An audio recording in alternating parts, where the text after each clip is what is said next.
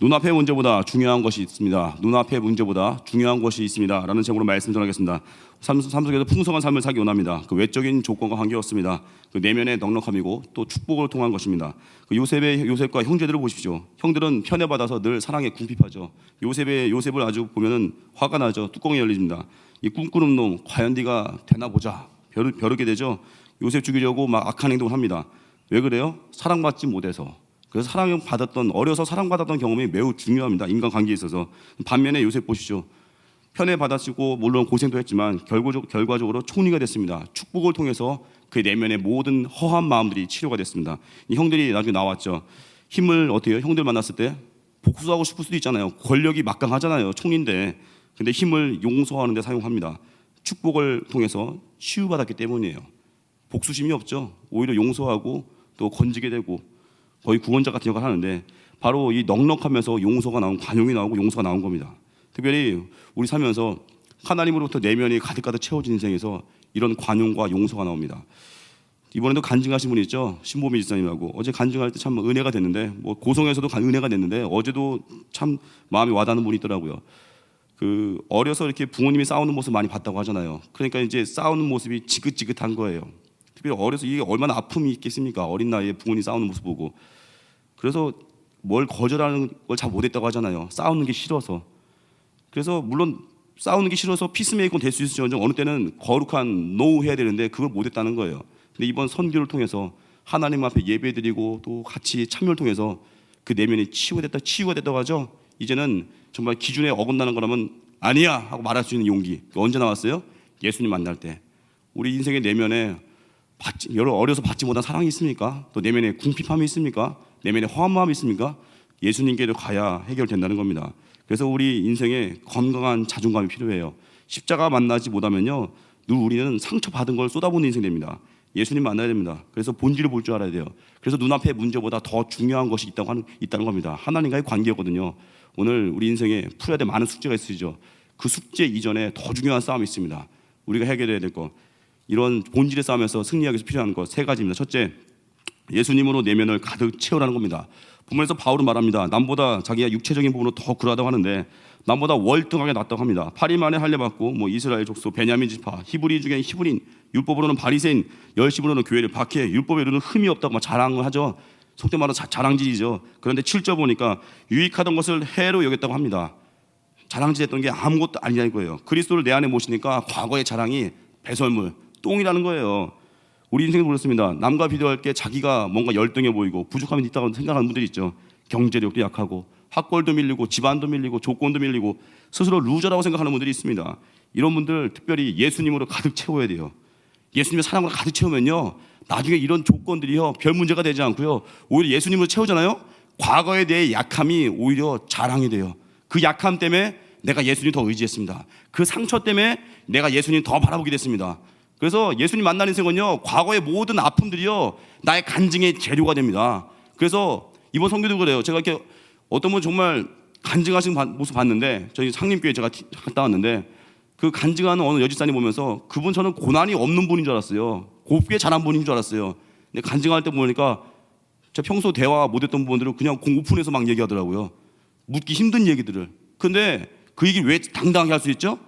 이제는 그거에 연연하지 않습니까? 그거 이미 끝난 게임이고 치유받은 제목이니까 당당하더라고요. 그래서 예수님 만나면요, 헛된 자랑도 없어지지만 상처도 이제 헛된 게 되어버려요. 한 번도 상처받지 않은 사람 같은 모습에 당당함이 있습니다. 한 번도 무시당하지 않은 것 같은 그런 거룩한 자존감이 있어요. 그 예수님 만난 인생입니다. 그래서 우리 예수님 십자가 만나야 됩니다. 멸망받은 우리를 예수님이 십자가 지심으로 죄에서 건지셨죠. 예수님 생명으로 살린 만큼 우리가 귀한 존재라는 거예요. 예전에 영화 공공의 적 보셨습니까? 그거 좀 흥행도 했죠. 근데 별로 이렇게 약간 폭력성이 좀 있어가지고 별 권하고 싶지는 않은데, 근데 그 영화에서 참 저는 한 부분에서는 와닿는 부분이 있더라고요. 그 이성재 씨가 거기서 이제 나쁜 놈으로 나오잖아요. 근데 자기 부모한테 사업자금 달라고 하는데 안 주니까 밤에 찾아가서 이렇게 부모님 이렇게 찔러 죽이잖아요. 근데 거기서 이제 아버지 어머니 다 칼로 찔러 죽였는데 어머니를 찔러 죽일 때 이제 자기 엄지손톱이 부러져 나간 거예요. 방바닥에 엄지손톱이 떨어져 나갔는데 그건 몰랐어요. 그냥 어머니 시체 위에다가 이제 다 밀가루 같은 거 뿌리고 이제 현 물증 같은 거 없애려고 이제 무진장 애를 썼는데 나중에 이제 결정적인 단서가 됐던 게 뭐였어요? 그 어머니 손톱이었거든요. 어머니 손톱이 아니라 그 범인의 손톱이 단서였거든요. 그 범인 손톱이 어디서 나온지 아시죠? 어머니 시체 그 부검할 때 어머니 목에서 나왔어요. 그 이유가 뭔지 아십니까? 어머니가 이제 자기가 죽어갈 때 아들이 자기를 죽였잖아요. 죽어갈 때 아들 손톱 떨어져 있는 걸 어머니가 그 물증 없애려고 어머니가 먹은 거예요. 우리 같으면 손톱 잘 모아놔가지고 너 이놈 죽여봐라 하고 이게 딱 해놓겠죠. 비닐 싸놓고. 근데 그 어머니는 그 손톱을 먹어버린 거예요. 먹다 목에 걸려가지고 이게 나중에 어머니 부검할 때 나와서 그놈 잡은 거죠. 경찰들이 잡은 거죠. 어머니 마음이 이런 거 저는 그때 보면서 이 어머니 사랑도 이런데 예수님 사랑은 얼마나 위대할까. 예수님은 원수 같은 우리 위해서 생명 걸고 우리 위해서 죽으셨잖아요. 그리고 부활하시고 그 예수님의 이름을 믿는 자에게 구원을 주시고 영원한 생명을 주시고 이 위대한 사랑으로 건진받은 우리인데 무엇이 부럽겠습니까?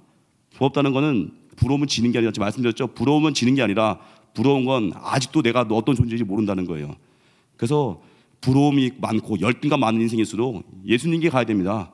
자꾸 자기 증명하려고 내가 더 나을 수 있어. 내가 더 나은 존재야. 난 더 우월해.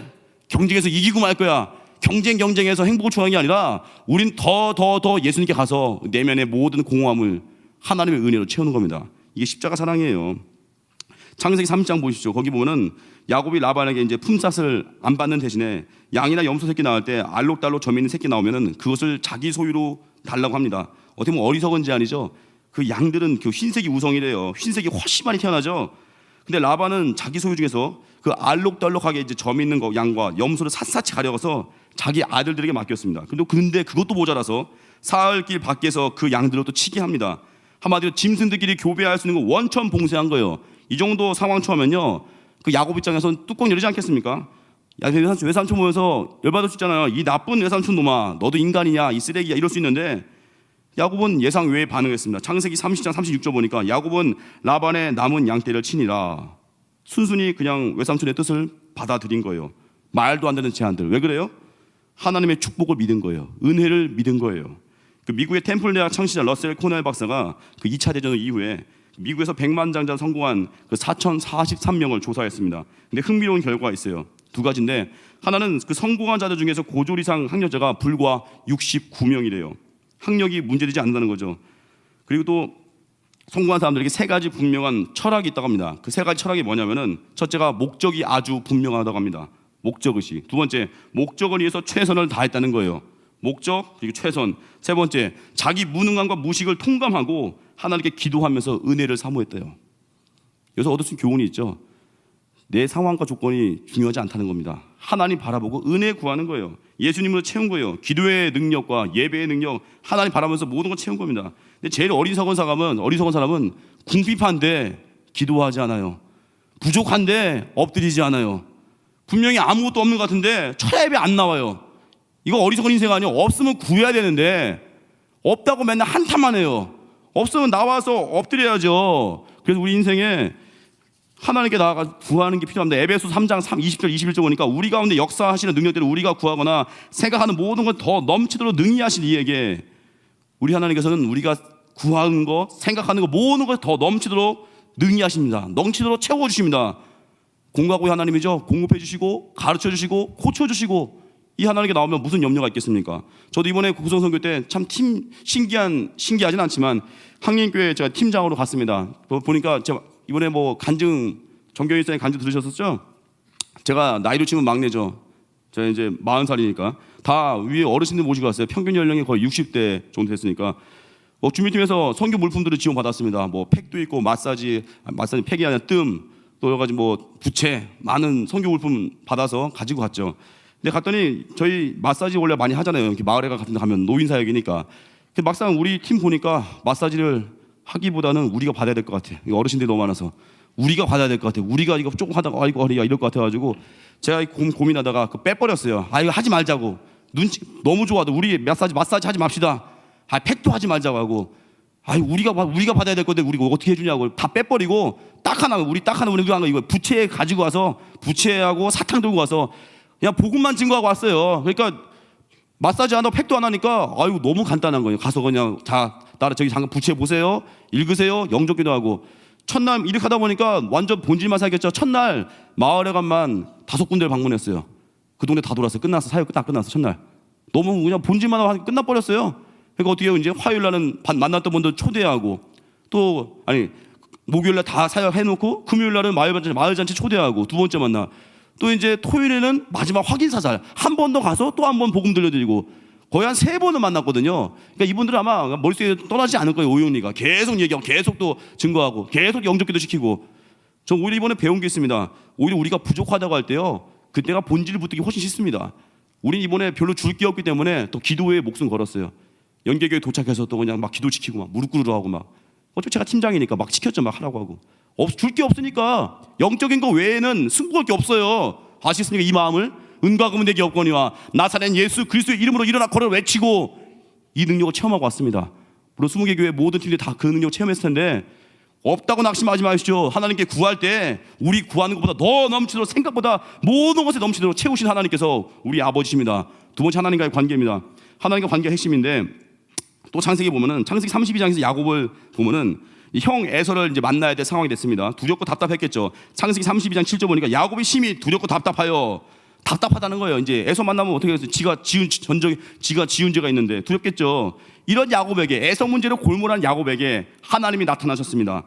떨고 있는 야곱에게 어떻게 했습니까? 에서 문제를 내가 해결해 줄게. 이게 아니라 어떻게 했어요? 야곱에게 지금 씨름을 걸었어요. 씨름을 걸어서 아시죠? 야복강가에서 그 환도뼈 박살내던 씨름을 거셨는데 어때요? 야곱 입장에서 형과의 문제보다 이제 코앞의 씨름에 집중해야 됐죠. 왜 그래? 생명을 지켜야 되니까. 형 문제로 골몰하는 야곱에게 왜 하나님께서 에서 문제보다 씨름을 거셨을까요? 바로 문제의 본질이 뭐냐면 하나님과의 관계를 먼저 풀라는 거예요. 너는 에서 문제가 아니라 너는 네 형과 문제가 아니라 나와의 문제다. 하나님과의 문제다. 관계다. 하나님과 먼저 풀어야 할 과제가 있다는 겁니다. 우리 인생도 그렇습니다. 삶에 적용하면은 우리 인생에 꼬여있는 문제들 있죠. 그거 내가 푼다고 풀릴까요? 안 풀립니다. 우선순위가 뭐라고요? 우리 인생에도 에서 문제가 있어요. 우리 인생에도 직장 문제, 자녀 문제, 뭐 결혼 문제, 많은 문제들 이거 안 풀린다고 거기 매달리면 더 꼬여버려요. 뭘로 풀어야 돼요? 예배로, 하나님과의 관계로. 그걸 푸는 겁니다. 어떤 분은 그래요. 자기가 교회에 오래 다니고 했는데도 불구하고 마음에 기쁨과 감격이 없대요. 뭐 자기가 이렇게 선교도 하는데 감격이 없더라는 거예요. 제가 알고 보니까 그분 주일 성수가 무너져 있어요.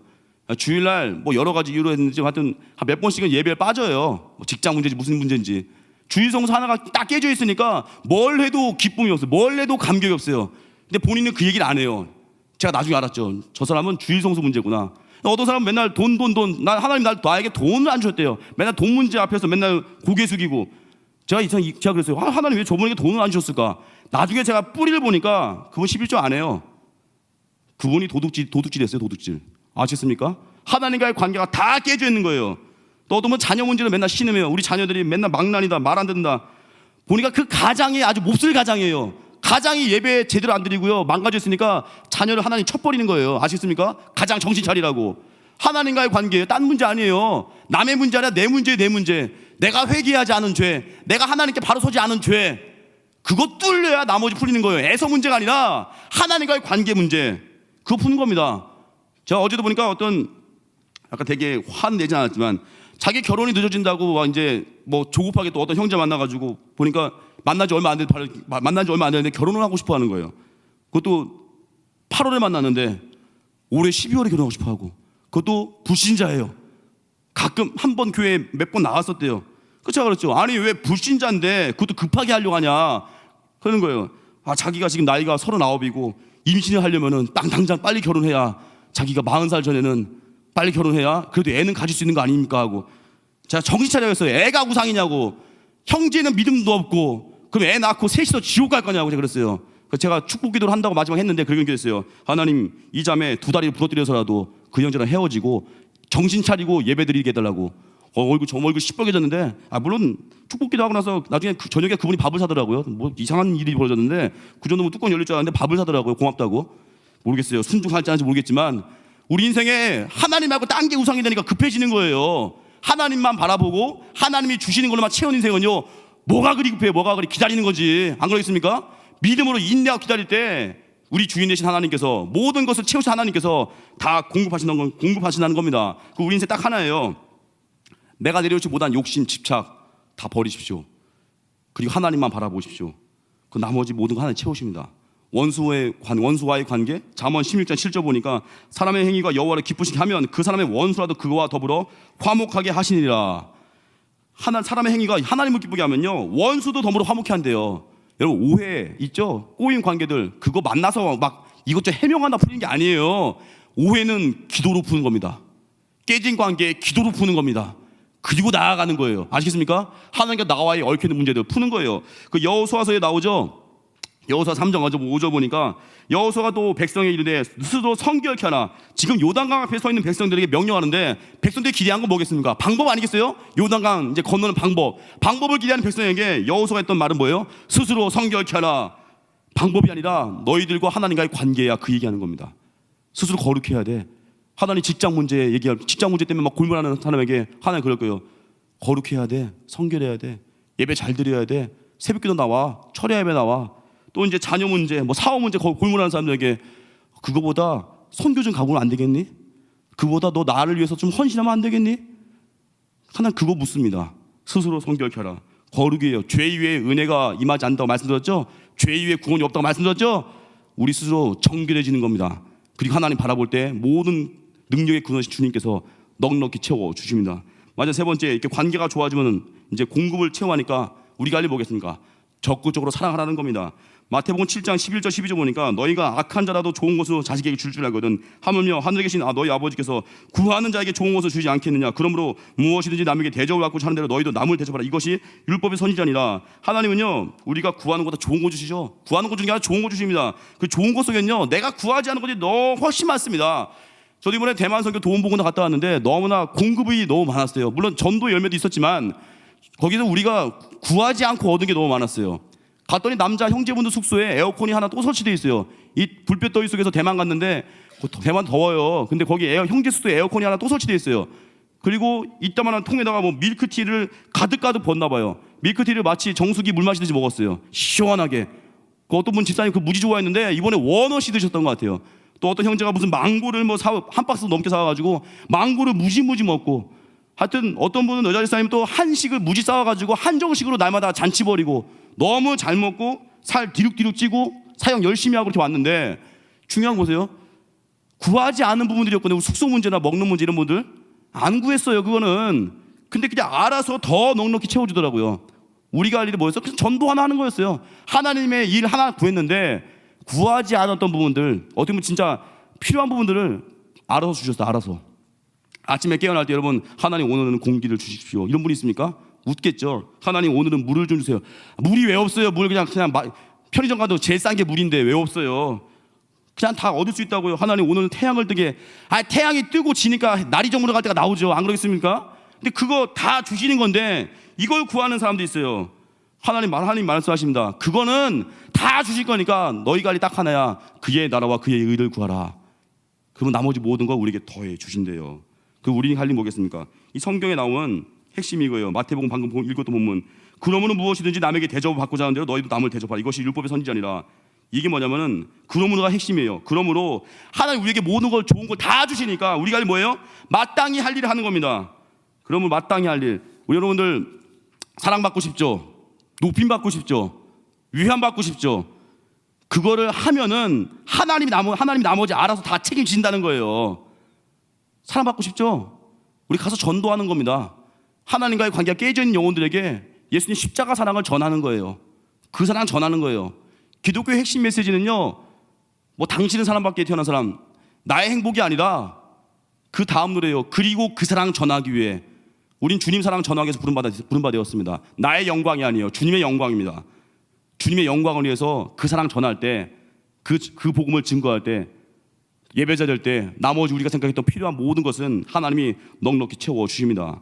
우리 뭐 기도할 때 돈도 구할 수 있고요, 지위도 구할 수 있고 다 구할 수 있지만 궁극적 목적은요, 사람을 살리기 위함입니다. 하나님 나라를 확장해 가는 겁니다. 하나님께서 독생자이신 예수님을 죽이시기까지 사랑하신 그 사람을 사랑하는 거예요. 사람을 살리는 거, 이게 복음 증거입니다. 목적이 분명한 인생입니다. 흔들림이 없습니다. 마지막으로 오병이어 기적을 보시죠. 예수님이 기적을 행하실 때 남자 장정만 5,000명인데 여자 아이까지 합치면 1만 명 이상인데, 누가복음 9장 14절에 보면 이렇게 나와 있어요. 50명씩 그룹으로 앉게 하셨다고 나왔습니다. 그냥 앉은 거예요. 네파 같은 데 가서 애들 그냥 사탕 주면요 난리 나요. 옷 찢겨버려요. 다 달라고 날 달려들어가지고. 근데 예수님이 오병이어 기적 행할 때 질서를 잡으셨어요. 50명씩 그룹으로 빵과 물고기 나눠주기 전에 질서부터. 그리고 나서 기적을 행하셨습니다. 축복을 원하십니까? 삶에 묻어진 질서를 잡으십시오. 기적을 원하십니까? 예배를 통해서 하나님과 관계를 바로 세우셔서 무너진 질서. 어떤 책도 있죠. 내면 세계의 질서와 영적 선장. 내면 세계의 무너진 질서를 예배를 통해서 바로 잡으십시오. 애서 문제가 아닙니다. 하나님과의 관계 문제입니다. 결론, 우리 삶에 예수님으로 채우십시오. 예수님으로 채울 때 허한 마음이 사라지고 풍성해져서 넉넉함이 있고 용서가 되고 또 기도가 나오고 또 삶의 모든 것들 주님이 채우신 것을 경험하실 것입니다. 그 하나님과의 관계가 핵심이에요. 돈 문제, 관계 문제, 자녀 문제, 결혼 문제, 이게 아니라 내가 하나님 앞에 온전히 서 있는 겁니다. 하나님보다 앞서지 않는 인생, 그리고 하나님의 일을 하면서 사는 겁니다. 하나님 나라와 의를 구할 때 나머지 모든 것을 공급하실 것입니다. 이게 오늘 주는 메시지입니다. 다 같이 자리에서 일어나 찬양하겠습니다. 나 무엇과도 주님을 바꾸지 않으리. 자리에서 일어나겠습니다.